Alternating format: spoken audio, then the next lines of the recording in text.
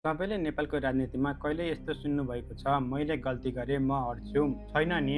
तर आज एउटा कुरा भयो जुन नेपाली राजनीतिमा विरलै हुन्छ। गगन थापाले भने म जिम्मेवारी लिन्छु र उनले पदबाट राजीनामा दिए। र आज हामी त्यही प्रश्नको जवाब खोज्नेछौँ, गगन थापाले राजीनामा किन दिए र यो राजीनामाले नेपाली काङ्ग्रेसको भविष्यबारे के सङ्केत गर्छ?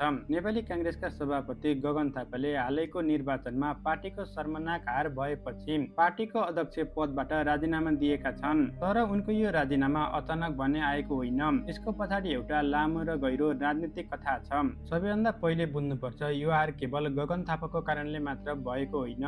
नेपाली काङ्ग्रेसका नेता लोकेश ढकालका अनुसार यो त 30-35 वर्षदेखि थुप्रिँदै आएको जनताको निराशाको एकचोटिको विस्फोट हो, जसलाई भनिन्छ पापको घैला भरिएर फुटियो। गगन थापाले राजीनामा दिनुका तीनवटा कारणहरू छन्। यसमध्ये पहिलो कारण हो नैतिक जिम्मेवारी। पार्टीको नेतृत्वमा रहेको व्यक्तिले आफै नै चुनाव हारेपछि नैतिक दायित्व लिनुपर्छ। तर यो कुनै विधानमा लेखिएको छैन, कुनै कानुनले बाध्य गर्दैन।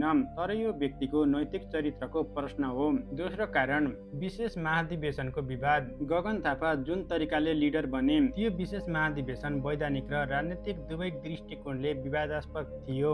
निर्वाचनको मुखैमा पार्टीलाई विभाजन गरेर टुटपुट पार्टी लगेर चुनावमा जाँदा यस्तो नतिजा आउनु स्वाभाविक नै थियो। तेस्रो कारण काङ्ग्रेसको दीर्घकालीन असफलता। धेरै वर्षदेखि जनता रिसाएका थिए। काङ्ग्रेसले सरकारमा बस्दा राम्रो काम गरेन, भ्रष्टाचार भयो। उनीहरू भ्रष्टाचार, कुशासन, आफ्ना स्थापनाकालीन सिद्धान्तहरूबाट विचलन हुँदै गए। यी सबैले गर्दा जनता काङ्ग्रेसबाट टाढिँदै गए।